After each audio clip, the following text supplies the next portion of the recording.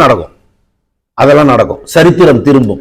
சரித்திர நாயகன் இல்லாமல் சரித்திரம் திரும்பும். ஒரு கட்சியை உடைத்து துரோகம் செய்தவருக்கே அந்த நிலைமை ஏற்படும். 2026ல 26ல இருந்து 31க்குள்ள பெரிய குழப்பங்கள் தமிழக அரசியலில் நிலவும்.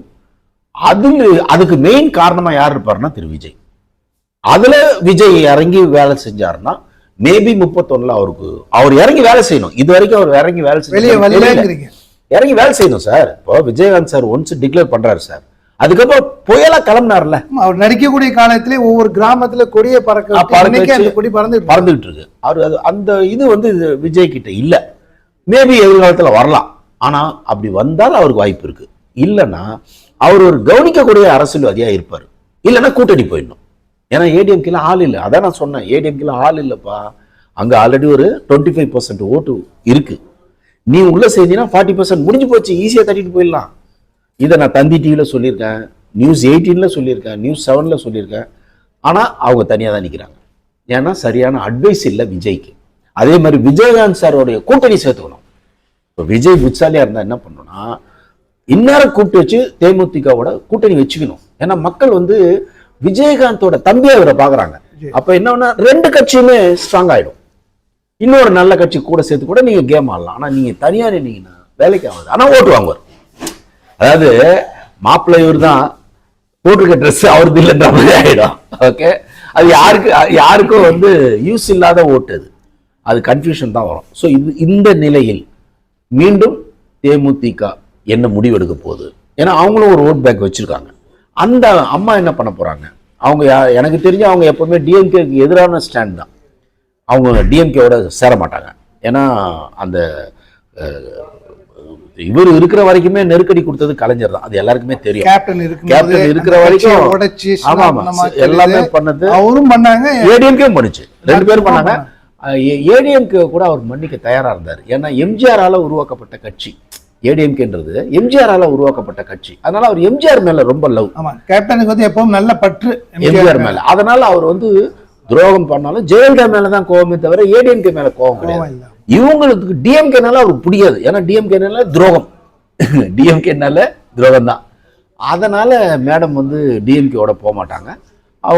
இவங்க கூட தான் இருப்பாங்க. விஜய் புத்திசாலியாக இருந்தால் தேமுதிகவை இந்நேரம் கையில எடுத்துக்கணும். கையில எடுத்தாலே ஒரு பலம், ஒரு யானை கூட வந்துடுச்சுப்பான்னு இல்லைங்களா? நீங்க ரெட்டை யானை இருக்கிறீங்க, இன்னொரு யானையை சேர்த்துக்கோ, அது ஒரு யானை தானே, அது ஒரு யானை தானே அப்படின்னு நம்ம நிறைய பேசியிருக்கோம். எதிர்காலத்தில் இந்த மாதிரிலாம் வந்ததுன்னா விஜய் ஏதாவது கவனிக்கப்படுவார். வெறும் அவர் மட்டும் நின்னார்னா அரசியலில் பெரிய குழப்பம் வரும். இதுதான் என்னுடைய 26 பார்வை. என்னன்னா சார், இப்ப இருக்கிற தமிழ் இண்டஸ்ட்ரியோட இது சொல்ல கொஞ்சம் கஷ்டமா இருக்கு. பெரிய படங்கள்லாம் ஒரே மாதிரி இருக்கு. உதாரணத்துக்கு எடுத்த இப்போ கமல் சார் பண்ண படம் மிகப்பெரிய எதிர்பார்ப்புக்குள்ள கமல், சிம்பு, த்ரிஷா, மணிரத்னம், பெரிய எக்ஸ்பெக்டேஷன், பெரிய குரூப் ஆடியன்ஸை திருப்தி பண்ணல. ஏன்னா தக் லைஃப்னோன்னா நம்ம என்ன நினைச்சோம்னா ஒரு மாஃபியா கேங்கோட படம் வரும்னு பார்த்தா மாமியார் மாமனார் கதையை எடுத்து வச்சுட்டாங்க. மாஃபியாவை எதிர்பார்த்தது மாமனார் மாமியாரை போட்டா என்ன ஆகும்? அதுல தப்பாயிடுச்சு படம். அது மாதிரி நிறைய படங்களை சொல்லலாம். இப்போ கடைசியா இவர் பண்ண படைத்தலைவன் ஓரளவுக்கு ரீசனபிளா போயிருக்குன்னு சொன்னாங்க. துபாயில பெரிய லெவல்ல டூரிஸ்ட் ஃபேமிலியும் நல்லா போயிருக்கு. டூரிஸ்ட் ஃபேமிலி வித்தியாசமா. அதே மாதிரி படைத்தலைவன் நல்லா போயிருக்கு, கவனிக்கப்பட்டிருக்காரு. கேப்டனுடைய பையன் சண்முக பாண்டியன் கவனிக்கப்பட்டிருக்காரு. ஸோ அதனால என்னன்னா சார், வித்தியாசமான கதைக்களம் தான் சார் ஆடியன்ஸ் கேட்குறாங்க. இன்னைக்கு என்னன்னா ஜாதி களத்துக்குள்ள கொண்டு சில சார் டைரக்டருங்க கொண்டு நிறுத்திட்டாங்க சார். ஜாதி எடுத்தா பாரு, எந்த சினிமாவை பார்த்தாலும் தமிழ் மொழியை தாண்டி ஆங்கில மொழி இப்ப உள்ள அது ஒரு பக்கம். கலாச்சாரமா பாத்தீங்கன்னா சார், ரொம்ப லோக்கலா சினிமாவில் போய் தியேட்டர்ல ஒரு 2.5 hours உங்களை ரிலாக்ஸ் பண்றதுக்கான மெட்டீரியலை தரமாட்டேங்கிறாங்க. அவங்களுக்கு பிடிச்சதை எடுக்கிறாங்க. இப்ப நான் எடுத்த படம்லாம் என்ன மாதிரி அந்த காலகட்டத்தில் வந்த டைரக்டர்ஸுங்க ஆடியன்ஸுக்கு படம் எடுத்தோம், மக்களா வரவேற்கப்பட்ட. இப்ப இருக்கிற டைரக்டருங்க என்ன பண்றாங்க, அவங்களுக்கு பிடிச்சதை எடுத்து இதை பாருன்றான். எப்படி பாப்பா? நான் காசை கொடுத்து நீ சொல்றது நான் பார்க்கணுமா? பீப்புளுக்கு என்டர்டைன் தான். அப்படி ஒரு என்டர்டைன்மான படத்தை உங்க மூலியமா மிக விரைவில் ரட்சகன் 2 அதை பண்ணும் சார். இன்னொன்னு நான் சொன்ன சண்முக பாண்டியன் படம் வந்ததுன்னா நீங்க கேட்கிற கேள்விக்கான ஒரே தீர்வு இளைஞர்களுக்கான முரட்டுத்தனமான தமிழர்களுக்குள்ள இருக்கிற வெறிய தூண்டுற படம். நல்ல ஒரு கேரக்டரோட கதையம்சம் ரெடியா பவுண்டரி ஸ்கிரிப்ட் இருக்கு. அது அவருக்கு தான் நம்ம மைண்ட்ல வச்சிருக்கேன். நிச்சயமா அது வந்ததுன்னா நீங்க கேட்ட கேள்வி பூர்த்தி ஆமா, அடையும். ஏன்னா கேப்டன் வச்சு ஏன் எடுக்கலன்னு அவங்கள்ட்ட ஒரு கேட்டீங்க, அதுக்கான கேள்வி பதில் வச்சேன். கேப்டனுடைய முதல்வரை சிங்கக்குட்டி சிங்கக்குட்டி. சண்முக பாண்டியனை வச்சு ஒரு சந்தோஷமா ஒரு ப்ராஜெக்ட் ஆரம்பிச்சிடலாம். கண்டிப்பா சார், உங்களுடைய எண்ணம் வெற்றி பெற மனமார்ந்த வாழ்த்துக்கள். நன்றி சார், நன்றி சார். ரெடியா? ஸோ நான் நிறைய விஜயகாந்த் சாரை பத்தி பேசியிருக்கேன். பேசும்போது நமக்கே பெருமையா இருக்கும், கேட்கறவங்களுக்கும் பெருமையா இருக்கும். நான் அவ்வளவு சந்தோஷமா கேட்கிறேன் சார். ரொம்ப அதாவது விஜயகாந்த் சாரை பத்தி பேசும்போது, ஒரு காமராஜை பத்தி பேசும்போது நமக்கு பெருமையா இருக்கும், சந்தோஷமா இருக்கும். அடுத்து ஓரளவுக்கு எம்ஜிஆரை பத்தி பேசும்போது அப்படியா சொல்லுங்க சொல்லுங்கன்னு கேட்பாங்க. அதுக்கப்புறம் விஜயகாந்த் சார் தான். விஜயகாந்த் ஏன்னா தர்மத்தின் தலைவர்.